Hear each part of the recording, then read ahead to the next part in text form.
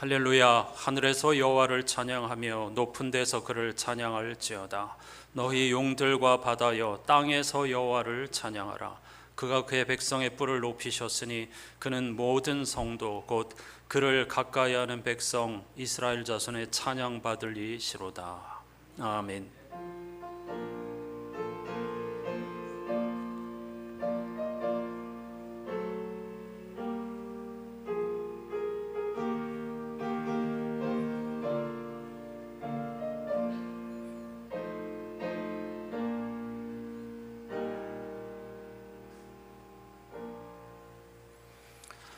하늘과 땅을 지으신 하나님, 지난 한 주간 그리고 9월 한 달 동안을 살아냈다는 것은 하나님께서 지난 한 달 동안에도 매일 매 순간마다 우리를 구원해 주셨으며 우리에게 은혜를 베풀어 주셨다는 증거인 줄로 믿습니다. 하나님은 특정 인종, 특정 종교, 특정 권력자의 편이 아니라 진리와 평화와 사랑을 가까이하는 모든 이들의 편이 되시는 줄로 믿습니다. 그래서 하나님이십니다. 그래서 아버지이시며 만왕의 왕이십니다. 온 세상 사람들이 전쟁과 기근과 폭력과 차별의 한복판에서 9월의 마지막 주일 전능하신 하나님 앞에 엎드려 간절한 마음으로 부르짖는 예배를 통하여 우리가 모두 다 한 분 하나님의 자녀이며 형제 자매라는 사실을 새롭게 깨닫고 피조물의 탄식에 귀를 기울이며 응답하는 하나님의 편에 서는 사람들이 되게 해 주시옵소서. 예수 그리스도의 이름으로 간절히 기원하옵나이다. 아멘.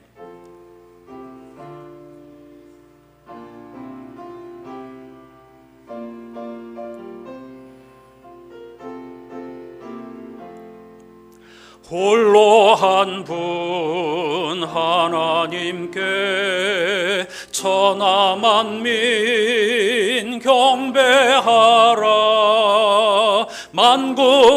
만국왕을 다스리고 온 세상 만민 기르신다. 만국왕을 다스리고 온 세상 만민 기르신다. 독생성자 예수님께 모든 죄인 회개하라. 세상 만민 구원하고 놀라운 은혜 베푸신다. 세상 만민 구원하고 놀라운 은혜 베푸신다.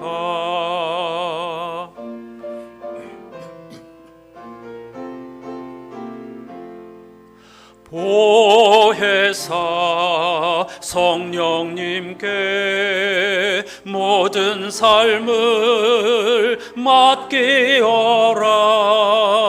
말씀으로 도우시고 죄악을 이길 힘 주신다.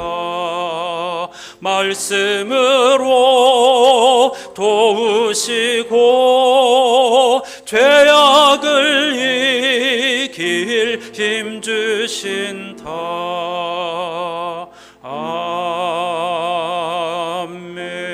아멘.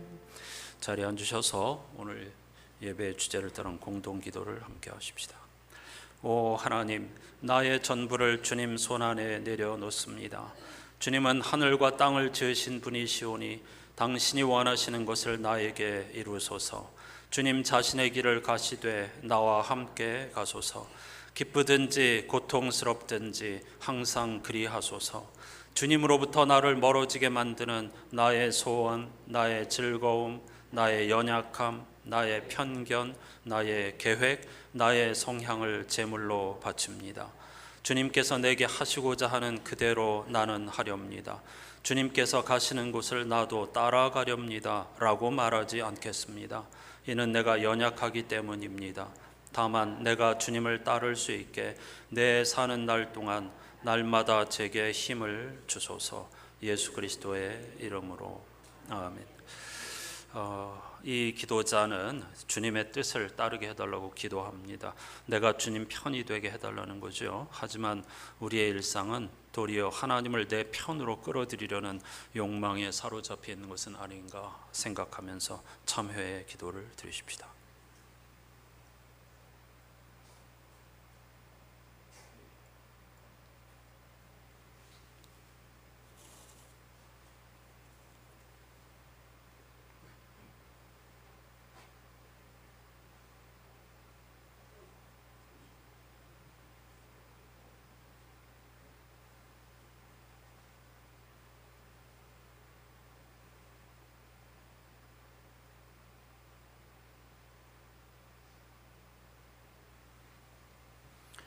주님은 이런 자들에게 행복해도 좋은 사람들이라고 하셨습니다. 더도 말고 덜도 말고 자신의 모습 그대로 만족하는 너희는 복이 있다.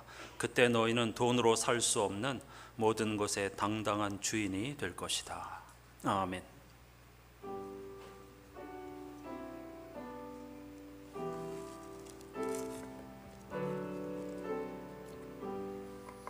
그리스도인들이 믿는 도리를 사도신경으로 함께 고백하십시다. 나는 전능하신 아버지 하나님 천지의 창조주를 믿습니다. 나는 그의 유일하신 아들 우리 주 예수 그리스도를 믿습니다. 그는 성령으로 잉태되어 동정녀 마리아에게서 나시고 본디오 빌라도에게 고난을 받아 십자가에 못 박혀 죽으시고 장사된 지 사흘 만에 죽은 자 가운데서 다시 살아나셨으며 하늘에 오르시어 전능하신 아버지 하나님 우편에 앉아 계시다가 거기로부터 살아있는 자와 죽은 자를 심판하러 오십니다. 나는 성령을 믿으며 거룩한 공교회와 성도의 규제와 죄를 용서받는 것과 몸의 부활과 영생을 믿습니다. 아멘. 이번 주 성서일과에 포함된 시편 124편 오늘 본문이기도 한데요. 교독하십시다. 이스라엘은 이제 말하기를 여호와께서 우리 편에 계시지 아니하셨더라면 우리가 어떻게 하였으랴.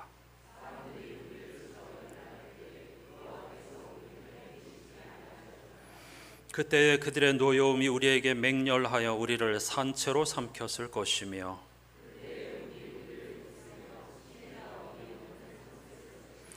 그때 넘치는 물이 우리 영혼을 삼켰을 것이라 할 것이로다.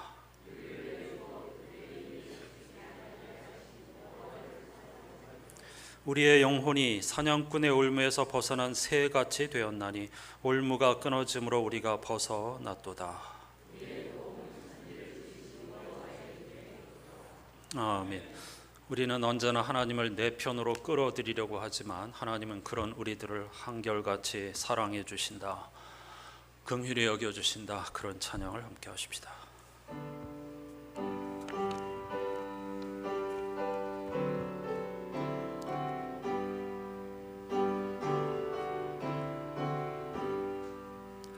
우리는 주님을 늘 배반하나 내 주 예수 여전히 날 부르사 그 참되신 사랑을 베푸시나니 내 형제여 주님을 곧 따르라.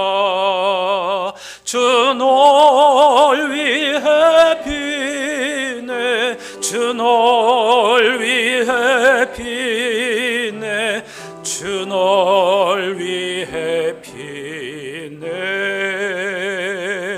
항상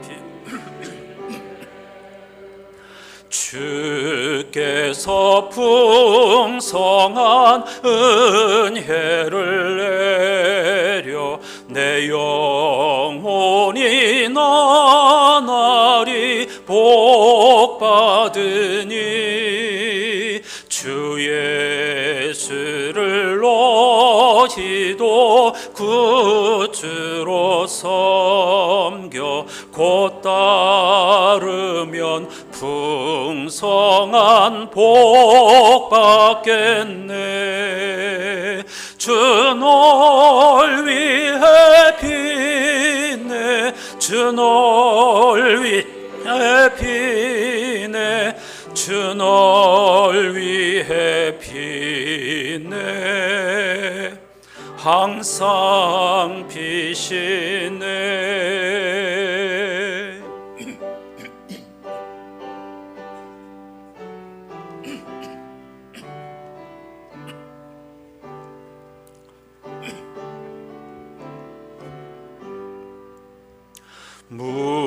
무거운 짐 지고 애타는 인생 주 예수께 돌아와 곧 쉬어라 내 주 예수 너희를 돌보실 때에 참 복락과 안위가 넘치겠네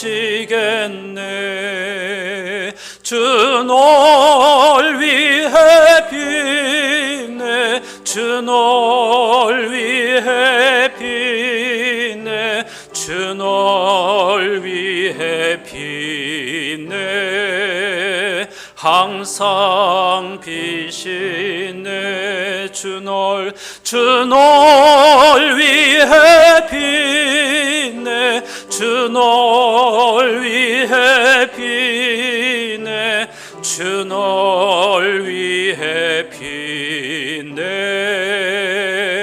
항상 피시네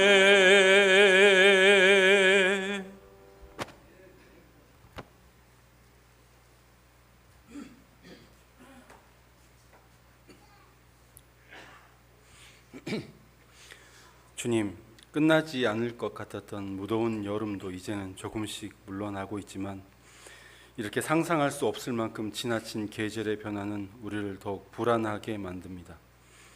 이미 환경 오염으로 인한 많은 부작용을 뉴스와 미디어를 통해서 듣고 있고 심한 가뭄으로 먹거리가 위협받고 있다는 것을 우리는 매일매일 경험하고 있습니다. 하나님께서는 자연과 함께 아름답고 조화롭게 살아갈 수 있도록 다스리라고 명령하셨는데 다스림을 편협한 통치로 만들어버린 인간은 모든 것을 통치해버리려고 준엄한 하나님의 목소리를 버렸습니다. 나라가 나라를 통치하려고 하고 사람이 사람을 통치하려는 욕심은 성경에서 늘 외치고 있는 전쟁과 기근으로 변함없이 돌아오고 있습니다. 주님, 이 시간 우리가 회개하기를 소망하오니 욕망과 불평등이 가득한 이 세상이 나의 침묵으로 유지되고 있음을 고백합니다. 불의 앞에서 아무런 목소리를 내지 못하는 내 모습, 억울한 일을 당하는 사람을 보고도 못 본 채 외면하는 내 모습, 불편한 상황이 일어날 것 같다는 생각이 들면 미리 피해버리는 내 모습, 그렇게 용기 없이 살아버린 내 모습이 이 땅을 하나님의 나라와 멀어지게 하고 있으니 이 시간 주님 앞에 나와 내 삶을 돌아보며 회개합니다. 하나님께서 용서하여 주시옵소서. 그리고 주님께 간구하는 것은 행동하는 우리의 모습입니다.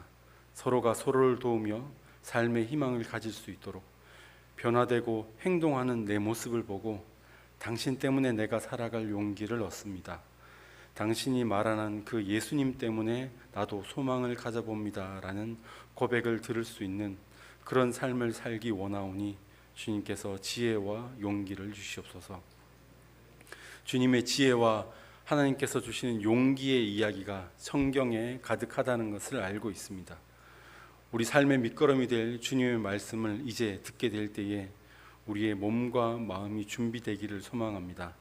주님의 사랑이 무엇인지 깨닫기를 원하며 그 말씀으로 삶을 살아내기를 원합니다.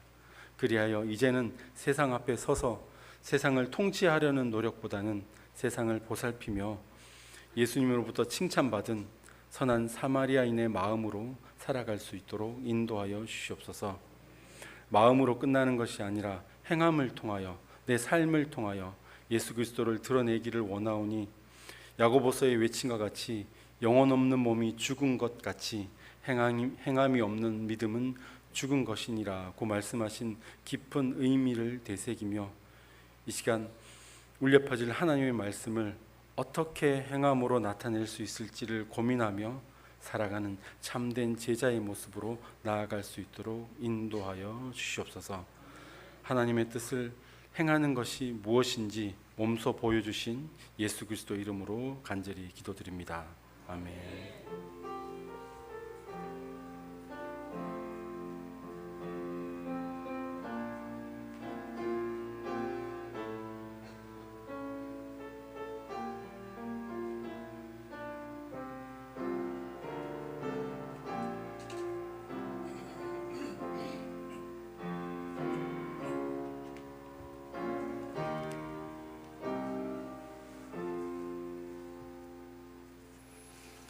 모두 자리에서 일어나셔서 오늘 우리에게 주시는 하나님의 말씀을 경청하겠습니다. 창조절 5번째 주일에 주시는 하나님의 말씀은 구약성서 시편 124편인데요. 그 가운데서 1절과 8절을 히브리어 직역성서로 읽겠습니다. 만일 여호와께서 우리에게 계시지 않았다면 자 이스라엘아 말해보아라. 우리의 도움은 하늘과 땅을 만드신 여호와의 이름 안에 있다. 아멘. 자리에 앉으시기 바랍니다. 우리의 도움은 천지를 지으신 하나님의 이름 안에 있다. 이 말씀을 토대로 이 몸의 소망 무언가 이 찬송 편곡된 찬송을 테너의 목소리로 함께 하십시다.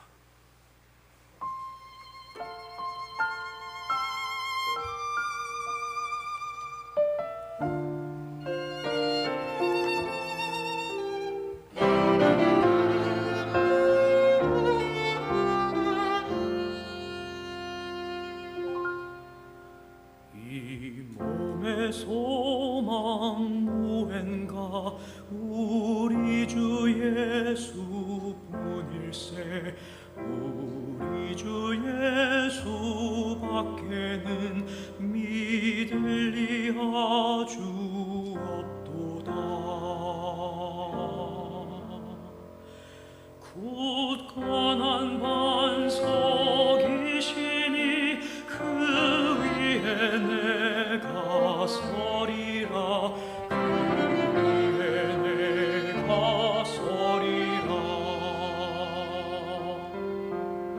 세상에 믿던 모든 것 끊어질 날이 되어도 구주의 언약 미사와 내 소망 더욱 크리라. 굳건한 반석이시니 그 위에 내가 서리라. 그 위에 내가 서리라.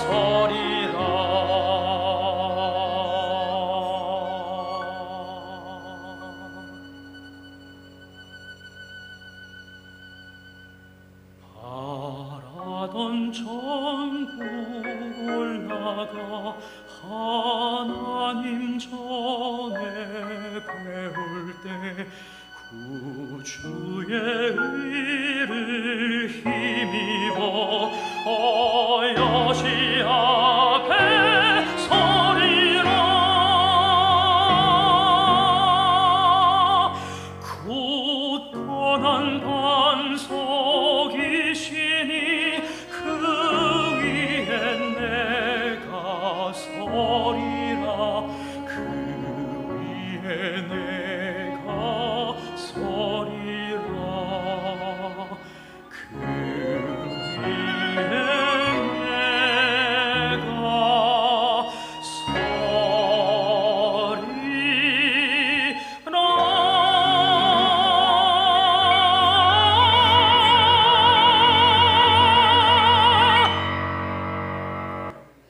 아멘. 다 같이 굳건한 반석이시니 그 위에 내가 서리라. 그 위에 내가 서리라. 한 번 더. 굳건한 반석이시니 그 위에 내가 서리라. 그 위에 내가 서리라. 할렐루야. 반석은 누구이십니까? 예수 그리스도이시죠. 십자가와 부활의 예수 그리스도께 우리의 삶을 거는 저와 여러분이 될 수 있기를 주님의 이름으로 축복합니다.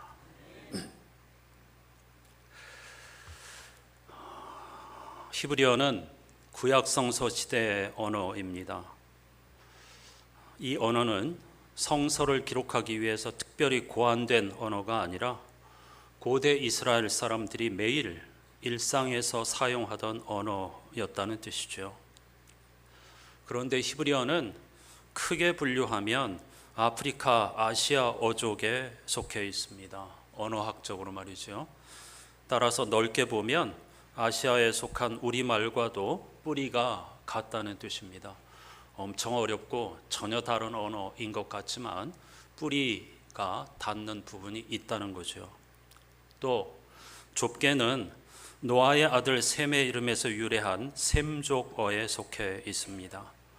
조금 복잡하지만 셈족어에는 성서에도 등장하는 고대 아시리아 제국, 바빌로니아 제국이 사용하였던 언어인 아카도,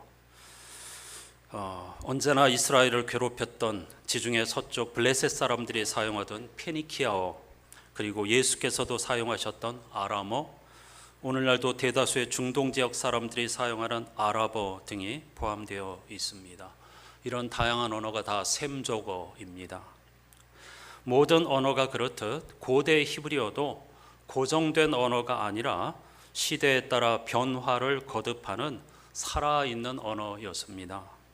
하지만 기원전 6세기 유다가 바빌론에게 무너지고 바빌론 포로 생활, 그리고 그 이후 페르시아 제국의 등장을 거치면서 히브리어는 일상 언어로서의 지위를 점차 잃어갔습니다. 일제가 우리를 식민지로 사로잡고 있을 때에 우리말을 사용하지 못하도록 했던 것과 똑같은 이치입니다. 언어에는 그 민족의 정신, 사고방식, 세계관이 담겨 있기 때문에 그것을 말살시키기 위해서 자기들의 통제, 자기들의 세계관에 따라 살도록 하기 위해서 모국어를 사용하지 못하게 한 것이죠. 안타깝지만 히브리어가 이렇게 일상어로서의 지위를 잃어버리고 말았습니다. 오늘날도 이스라엘 사람들은 히브리어를 쓰는데 현대 이스라엘이 사용하고 있는 히브리어는 성서 히브리어와는 상당히 많이 다른 인공 언어입니다.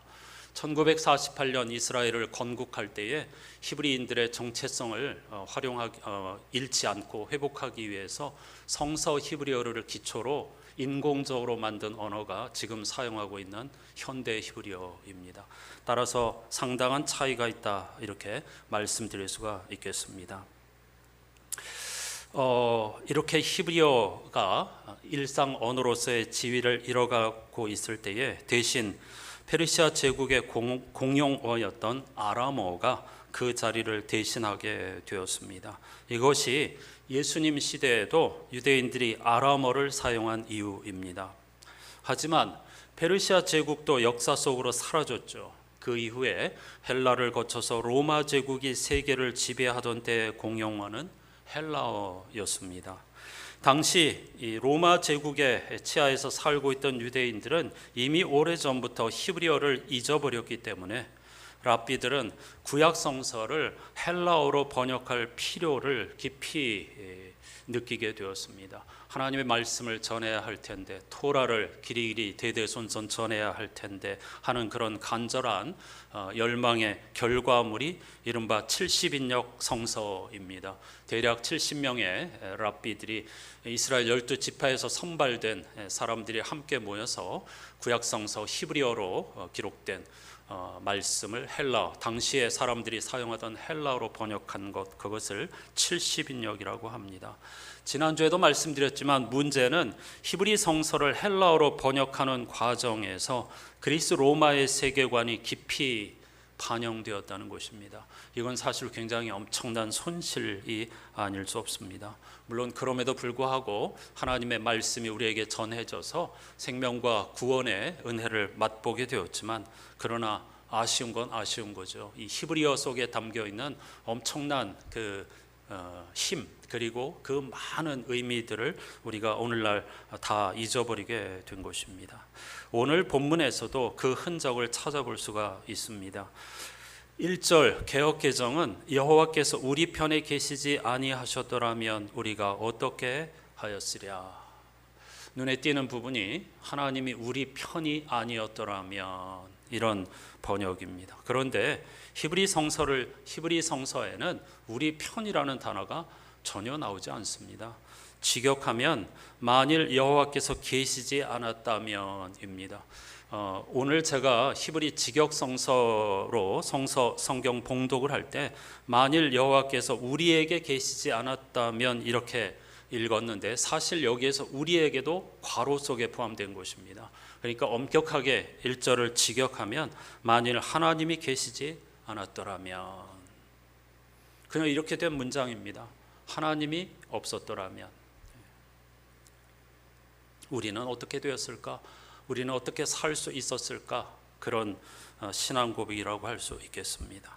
이게 얼마나 큰 차이가 있는 건가 하면요, 히브리 사람들은 유와 무를 분리하지 않고 유와 무가 서로 연결되어 있다고 생각했습니다. 대표적으로 시편 139편에 보면 유명한 말씀이 있죠. 주님 앞에서는 어둠도 어둠이 아니며 밤도 대낮처럼 밝으니 주님 앞에서는 어둠과 빛이 다 같습니다. 이 엄청난 말씀이에요.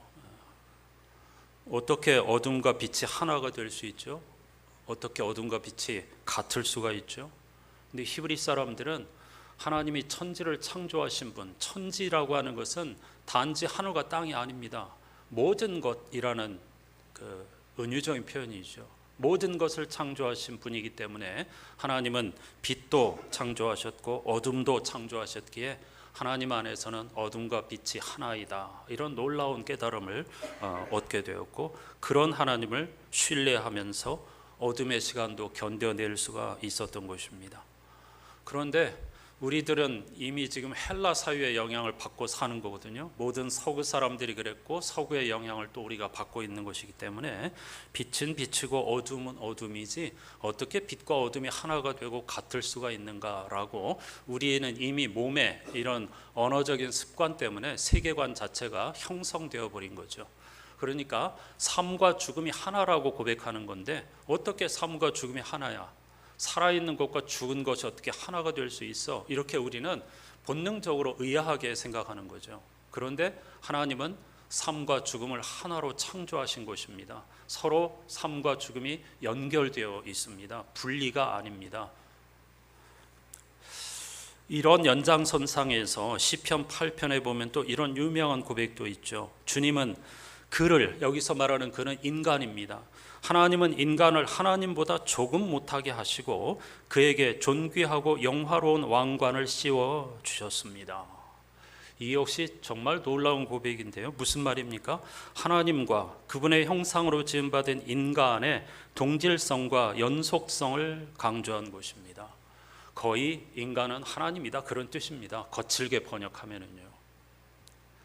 그런데 이 성서를 헬라어로 번역하던 사람들이 어떻게 제한자인 인간이, 죽을 수밖에 없는 인간이 감히 하나님과 동급이 될 수 있어? 그러면서 히브리 성서에 하나님께서 인간을 하나님보다 조금 못하게 하시고, 이 부분을 하나님께서 인간을 천사보다도 못하게 하시고, 이렇게 번역을 해버렸던 겁니다.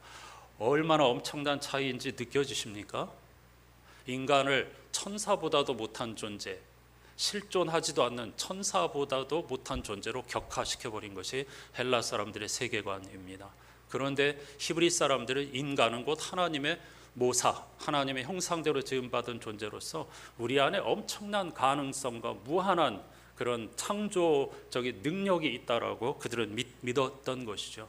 그래서 아우슈비츠 같은 대학살에서도 그들은 꿋꿋하게 살아남을 수 있었던 것입니다. 물론 600만 명이 죽어갔지만은, 그보다 더 많은 사람이 죽었겠지만은, 그러나 그들의 혼은 사라지지 않고 우리는 하나님의 형상대로 지음받은 그런 인간이기 때문에 어떤 시련이라 하더라도 자존감을 무너뜨리지 않고 살아남을 수 있다 하는 것이 결국 1948년의 건국으로까지 이어지게 된 거죠.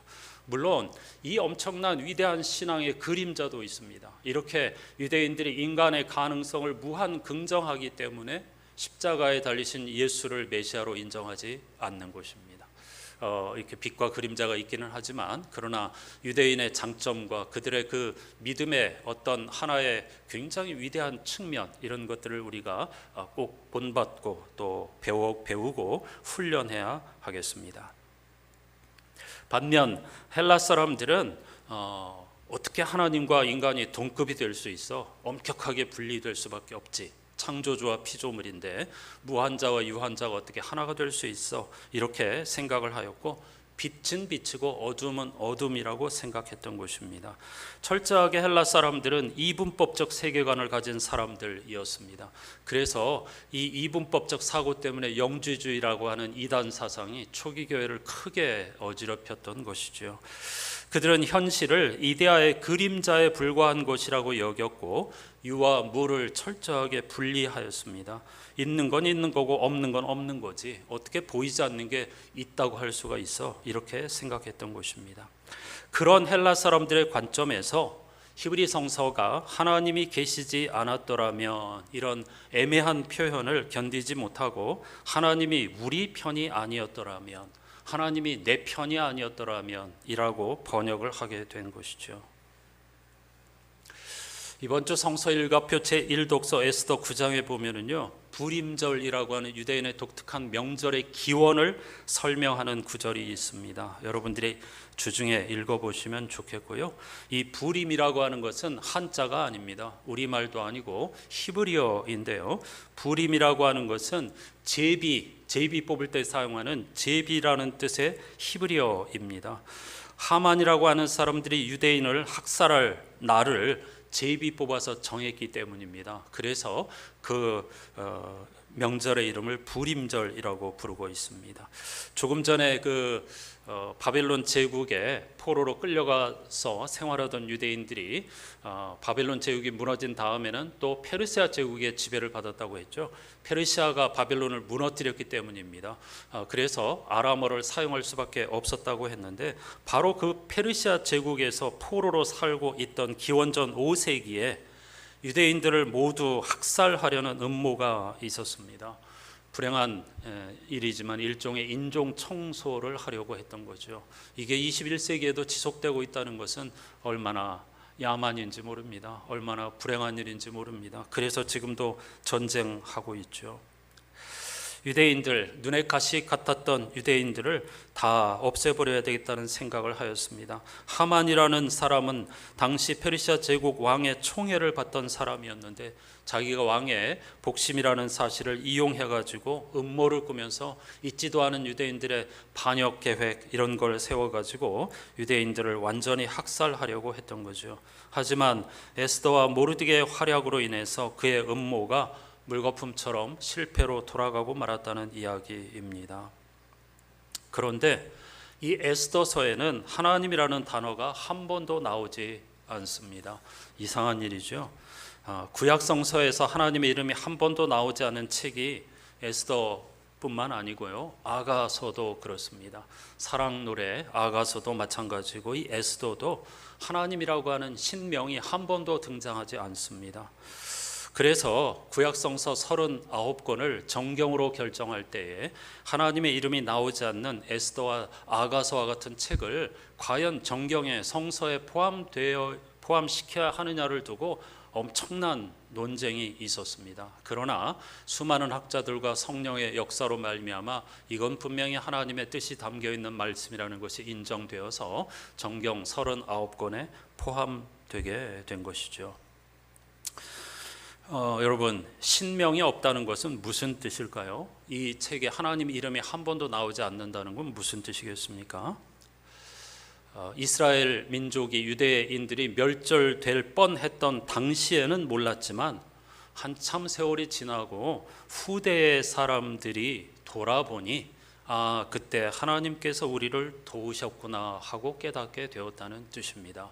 만일 그때 알게 되었다면 이 에스더서에 틀림없이 하나님이 우리를 도우셨다, 하나님이 우리 편이셨다 이렇게 기록했을 것입니다. 시편처럼 말이죠. 원래 시편에 우리 편이라는 말은 없지만요. 따라서 이 말씀을 읽으면서, 그러니까 시편 124편 1절도 마찬가지지만요, 에스더서를 읽으면서 하나님이 유대인의 편이었다 이렇게 이해하시면 안 됩니다. 하나님은 유대인을 편애하신 것이 아니라 하만과 같은 불의한 사람과 불의한 세상을 심판하신 것입니다. 그래서 이런 말씀을 읽을 때 하나님은 유대인의 편이라고 읽는 것이 아니고 하나님은 정의의 편, 사랑의 편, 평화의 편이다, 생명의 편이다 이렇게 읽고 깨달아야 하는 것이죠. 여러분, 우리는 하나님을 우리 편으로 삼고 싶어 합니다. 내 가족만 사랑해 주시고 우리 교회만 부흥하고 잘 되면 되고 우리 편이 되었으면 좋겠다 이렇게 생각하죠. 하나님이 우리의 편이 되기를 원하는 것은 우리의 욕망의 발로입니다. 하나님이 우리의 편이냐 아니냐가 중요한 것이 아니라 내가 하나님 편에 서느냐, 내가 하나님이 좋아하시는 가치의 편에 서느냐 그렇지 않느냐가 중요한 것이죠. 그런 관점에서 성서를 읽고 하나님을 가까이 해야 하겠습니다. 지난 24일 화요일 우리 교단 대한예수교 장로회 통합측 총회에서 여수노회 후보가 우리 바로 이웃하는 여천교회 정은 목사님이죠. 다음 회기 회장에 당선되었습니다. 그러니까 먼저 부총회장으로 1년을 지나고 자동으로 총회장을 승계하는 것인데요. 만일 오늘 예배를 드리면서 여천교회 교우들은 아마 축제와 같은 분위기에서 예배를 드리겠죠.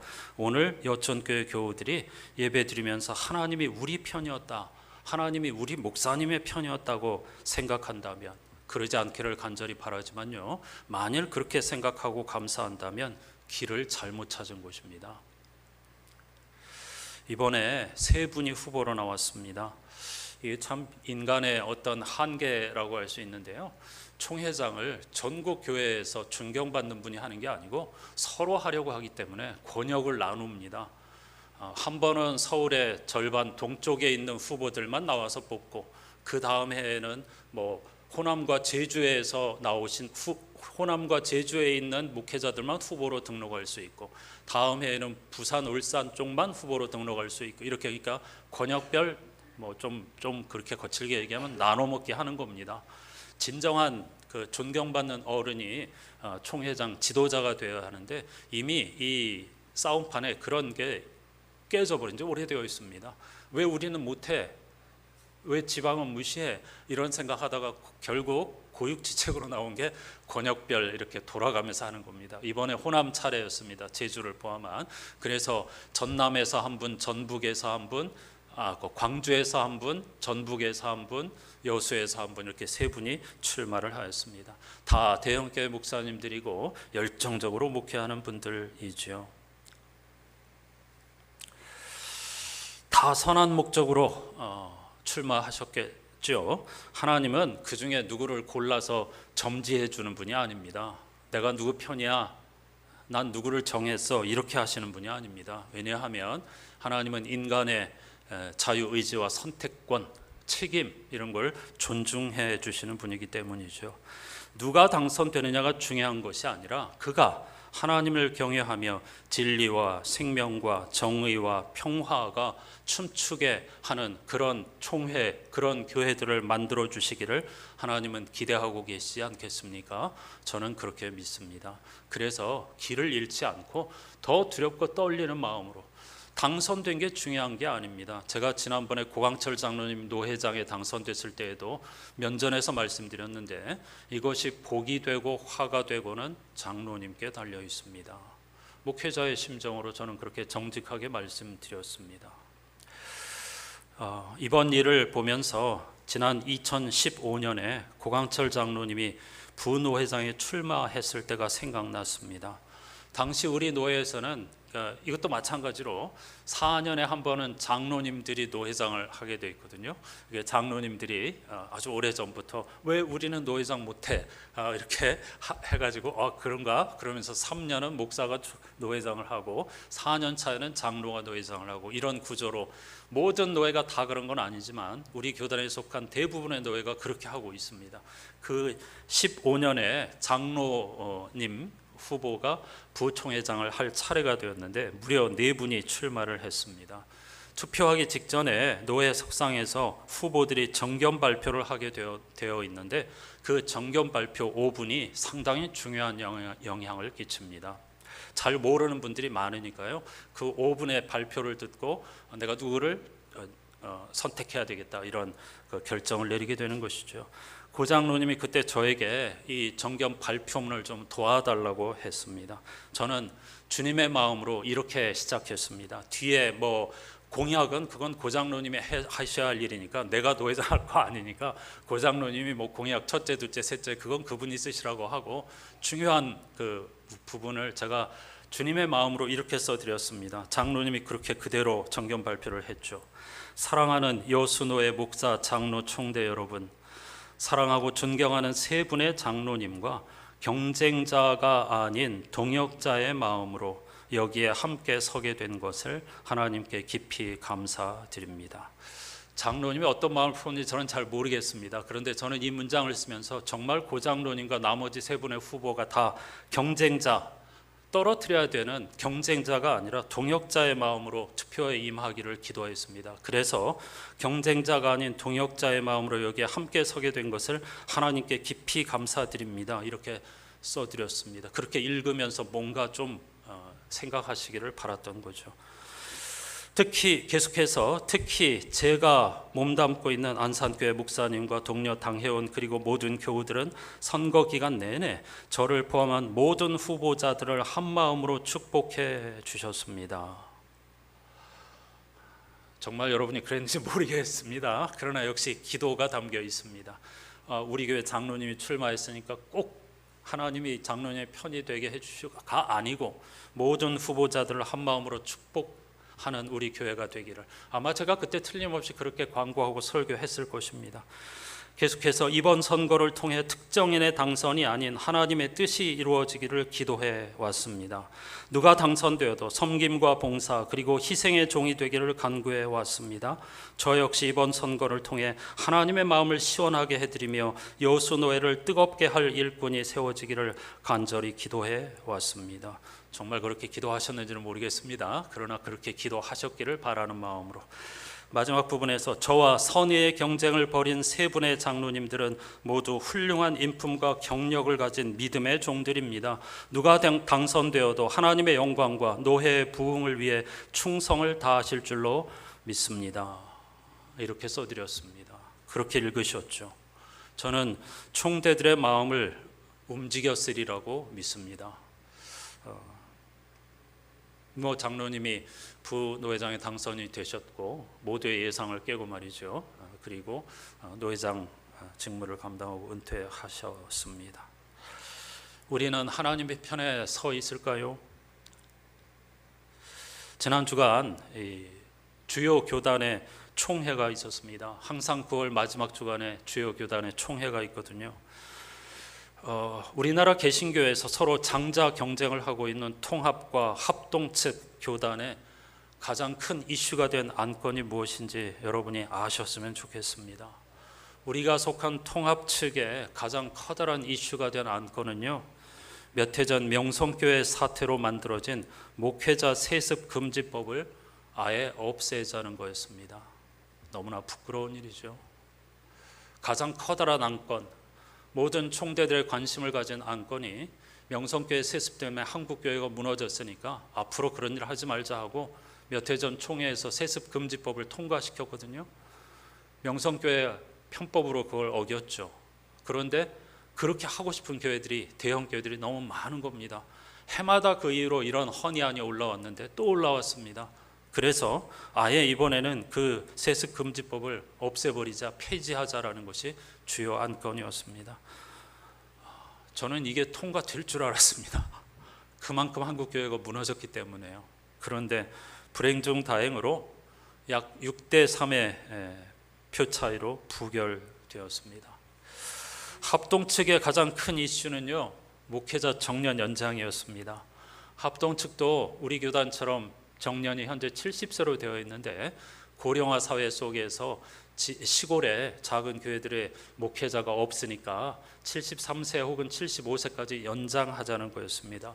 새로 취임한 총회장이 그냥 어떤 한두 사람의 정치하는 사람들을 사용하였습니다. 안건을 딱 올리고 나서 허락이요 하고 한두 사람이 해보니까 그냥 땅땅땅 쳤습니다. 통과되어 버렸습니다. 목회자 정년 연장이. 그러자 그 총회석상에 난리가 났습니다. 수많은 사람들이 단상 위로 뛰어 올라와가지고 이건 말도 안 된다. 그래가지고 다시 토론을 시작했습니다. 간단합니다. 이 목회자, 그러니까 복잡하고 사람들 의견이 갈리니까 이 임원들이 뭐라고 했느냐면 그냥 각자 교회가 알아서 하도록 합시다. 정년을 교회 형편에 맞게. 되게 합리적인 것 같지 않아요? 교회가 알아서 하라고, 교회 형편에 맞게. 아닙니다.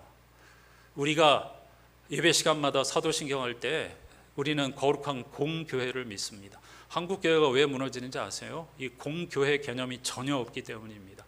교회는 하나입니다. 하나님의 교회예요. 내 교회, 네 교회가 아니에요. 한 교회가 무너지면 다 욕먹는 겁니다. 이게 얼마나 심각한 문제인지 기본적인 신학이 없어요. 교회 마음대로 하라니요. 그러면 사도신경 고백하지 말아야죠.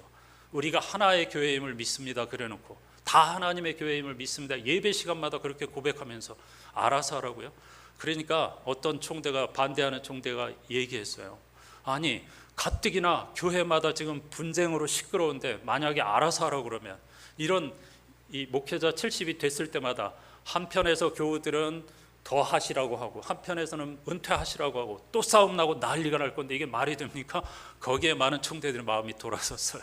그래서 다시 표결에 붙인 결과 압도적 표차로 부결이 됐습니다. 너무 마음이 아픕니다. 그리고 총회 때마다 교세 통계를 하거든요. 당연히 예상하시겠지만은 주요 교단의 교세는 해마다 엄청난 폭으로 감소하고 있습니다. 우리 교단도 마찬가지, 합동측도 마찬가지. 그런데 유일하게 증가한 게 있습니다. 목사의 수와 장로의 수입니다. 이거 어떤 면에서 요즘 겪고 있는 의료 사태하고도 비슷한 측면이 있지 않는가. 목사의 수를 늘리는 것과 정년 연장과 또 의사의 수를 늘리는 게 어떤 맥락이 통하는 게 있지 않은가 생각을 하는데, 거기에 대해서는 다음 기회에 말씀드리겠습니다. 어쨌든 세상으로부터 신뢰를 잃었기 때문에 추락할 때까지 추락한 한국교회는 끝없이 날개 없는 추락을 하고 있습니다. 우리 교회는 어떤가요? 최근에 한 분 한 분 하나님의 창조의 질서를 따라서 하나님 품으로 가고 있습니다. 젊은 사람들은 찾아보기 쉽지 않죠. 우리 교회는 여러분 비교적 젊은이들이 많은 편입니다. 그런데 갑자기 현실적인 그런 걱정이 몰려오기 시작했습니다. 며칠 전 저는 잠을 이룰 수가 없었습니다. 장례를 계속 치른 다음에 5년 후? 10년 후? 우리 교회는 누가 남아 있을까? 재정도 실제적으로 점점 감소하고 있습니다. 제가 여러분께 헌금 한 번도 얘기하지 않습니다. 놀라운 하나님의 은혜로 그래도 비슷비슷하게 예산을 맞춰가고 있습니다. 다 하나님의 은총이고 성령의 감동 때문이죠. 그런데 어쩔 수 없이 고령화에서 직장 생활을 한다고 하더라도 여러분의 임금은 다 비정규직으로 지금 떨어졌죠. 헌금이 감소할 수밖에 없습니다. 우리 교회 몇 년 동안 2억 1천만 원을 한 해 예산으로 사용하고 있는데 몇 해 전부터 한 1,000만 원 정도씩 마이너스 나고 있고 올해도 그럴 것 같습니다. 이런 여러 가지 것들을 생각하니까 잠을 이룰 수가 없었습니다. 그날 밤에 엄청난 악몽에 시달렸죠. 이래서 사람들이 공황장애라는 걸 알을 수도 있겠구나, 그런 생각까지 하게 되었습니다.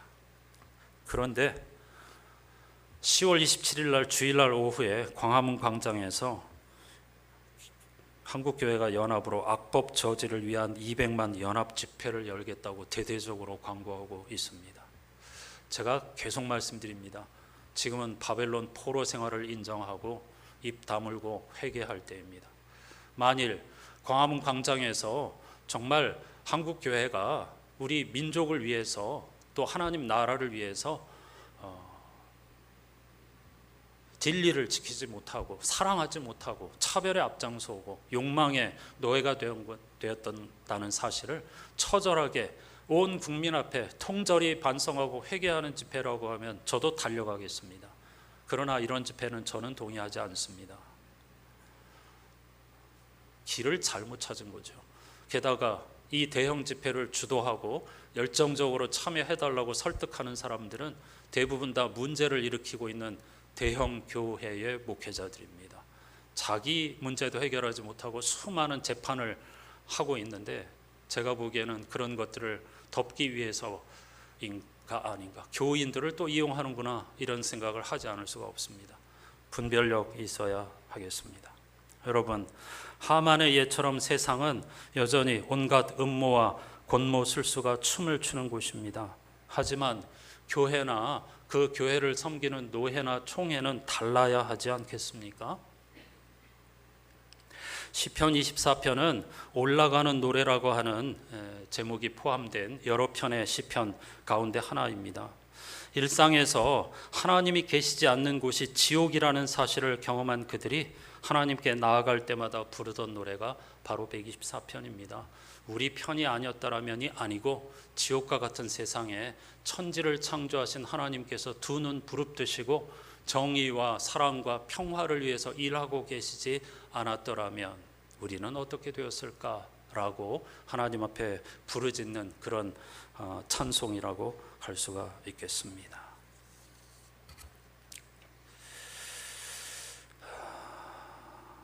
오늘 공동기도에 보면 마지막 부분에 주님께서 가시는 곳을 나도 따라가렵니다라고 말하지 않겠습니다, 이런 부분이 있었죠. 이는 내가 연약하기 때문입니다. 다만 내가 주님을 따를 수 있게 나 사는 날 동안 날마다 저에게 힘을 주소서, 이렇게 기도를 마무리하고 있습니다. 여러분, 이 기도에 동의하십니까? 정말 이런 기도가 필요합니다. 우리는 연약합니다. 어떻게 하면 하나님을 내 편으로 끌어들일까?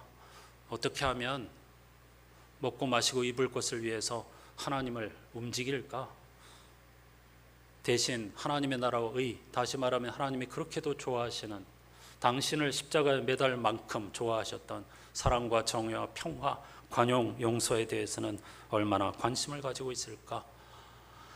절망하지만 동시에 그러니 우리를 도와주십시오.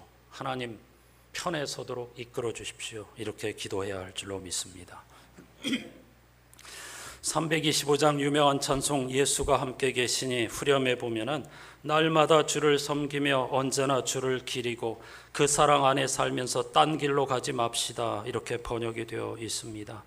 여기서 날마다 주를 섬기며 언제나 주를 기리고 하는 부분을 직역하면 날마다 당신을 섬기며 찬양하도록 도와주십시오.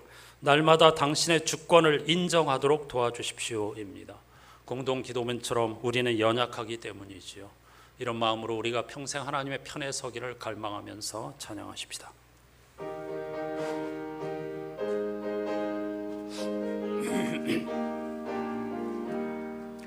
예수가 함께 계시니 시험이 오나 겁없네. 기쁨의 근원 되시는 예수를 위해 삽시다. 날마다 주를 섬기며 언제나 주를 기리고 그 사랑 안에 살면서 딴 길로 가지 가지 맙시다. 이 세상 사는 동안에 주 이름 전파하면서 무한한 복락 주시는 예수를 위해 삽시다. 날마다 주를 섬기며 언제나 주를 기리고 그 사랑 안에 살면서 딴 길로 가지 맙시다.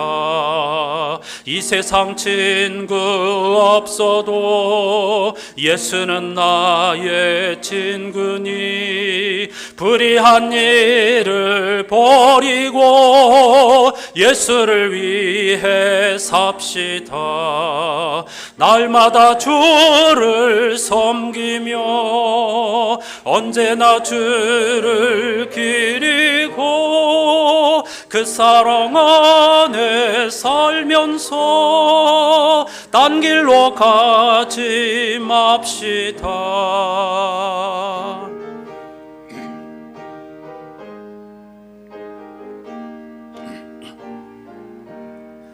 주께서 심판하실 때 잘했다 칭찬하리니 이러한 상급 받도록 예수를 위해 삽시다. 날마다 주를 섬기며 언제나 주를 기리고 그 사랑 안에 살면서 딴 길로 가지 맙시. 날마다 주를 섬기며 언제나 주를 기리고 그 사랑 안에 살면서 딴 길로 가지 맙시다. 오늘 기도는 후렴을 한 번 더 부르는 것으로 대신하겠습니다. 날마다 주를 섬기며 언제나 주를 기리고 그 사랑 안에 살면서 딴 길로 가지 맙시다. 오늘 이렇게 인사하십시다. 딴 길로 가지 맙시다.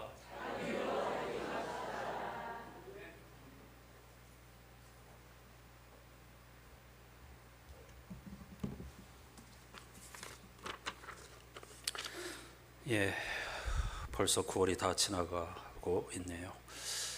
창조절 잊지 마셔야 합니다. 하나님의 창조 지혜에 집중하지만 동시에 우리 안에 있는 유대인들이 강조하는 것처럼 우리 안에 있는 창조성, 능력, 가능성 여기에 집중하면서 그걸 활용하여서 역동적으로 살아가는 걸 연습하는 계절이라고 할 수 있겠습니다. 여러분, 제가 가끔 영어로 찬송 부르고 자꾸 다른 번역하는 거 힘들고 피곤하실지도 모르겠습니다. 그러나 여러분을 돕기 위한 것입니다. 깨우기 위한 것입니다. 그런 것들을 활용하는 게 창조의 능력이라고 할 수 있습니다. 할 수 있는데 약간 어렵고 불편하다는 이유로 하지 않게 되면 점점 더 하나님이 주신 그 능력을 잃어버리게 됩니다. 가전제품, 자동차 사용하지 않으면 기능이 망가지는 것과 똑같습니다. 조금 힘들고 불편하시더라도 함께 하시면 그게 곧 영성 훈련이라는 사실을 꼭 말씀드리고 싶습니다.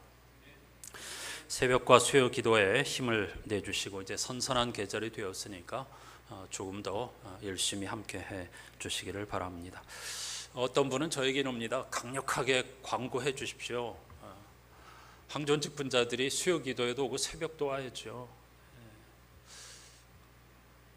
고민이 됩니다. 근데 저는 그러고 싶지는 않습니다. 여러분이 하나님의 창조의 능력을 가지고 선택하고 결단하고 행동하십시오. 오늘은 누림주일로서 점심 식사를 제공하지 않습니다. 이럴 때 우리 강은진 권사님과 전상환 집사님이 우리를 위해서 얼마나 땀 흘리고 애쓰는가 한번 굶어보면서 감사하는 것도 좋을 것 같습니다. 저는 집에 가서 밥 먹을 겁니다. 다음 주일은 이삭주기 헌금주일입니다. 여러분 말씀잔치 광고를 드리겠습니다. 왜냐하면 주중에 해오름교회에서 일정을 알려주었기 때문에 미리 광고하는 게 좋을 것 같습니다. 뭐 좋은 의미가 있을 것 같은데요. 금년에 추수감사절기와 성탄절기를 말씀잔치와 함께한다 이렇게 보시고 기대하시면 좋겠습니다. 11월 3일이 우리 교회 추수감사절이잖아요. 작년처럼 각자 음식을 해오시고 축제와 같은 예배를 드리신 다음에 4일 월요일부터 6일 수요일까지 제자광성교회 박한수 목사님을 강사로 모시고 저녁 집회만 이번에는 한답니다. 아마 이것도 점점 이렇게 될 겁니다. 시대의 흐름에 따라서 저녁 집회만 3번 하게 되는데 5일 순서를 예년처럼 우리 교회가 담당합니다. 강혜리 집사님께 제가 부탁드렸는데 여전도회를 중심으로 5일 특송을 준비해 주시기를 바랍니다. 꼭 젊은이들만 해라 그러지 마시고 많은 분들이 함께 참여할 수 있으면 좋겠습니다. 그 다음 우리 교회 말씀잔치는 이미 여러분께 알려드렸지만은 성탄절을 앞둔 12월 20일 금요일부터 22일 주일 예배까지. 근데 우리는 토요일날 새벽도 합니다. 그래서 모두 4번 이렇게 예배를 드리게 될 것인데 몇 해 전에도 강사로 오셨던 청파교회 지금은 은퇴하셨죠. 김기석 목사님을 다시 한번 강사로 모시고 말씀잔치를 열게 됩니다. 22일 주일 찬양 권사회에서 지금부터 준비해 주시기를 바랍니다. 다 같이 자리에서 일어나셔서 찬양하십시다.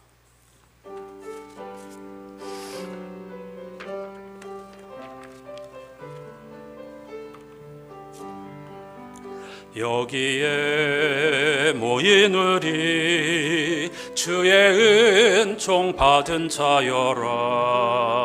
주께서 이 자리에 함께 계심을 아노라. 언제나 주님만을 찬양하며 따라가리니 시험을 당할 때도 함께 계심을 믿노라. 이 믿음 더욱 굳세라. 주가 지켜주신다. 어두운 밤에도 주의 밝은 빛 인도하여 주신다.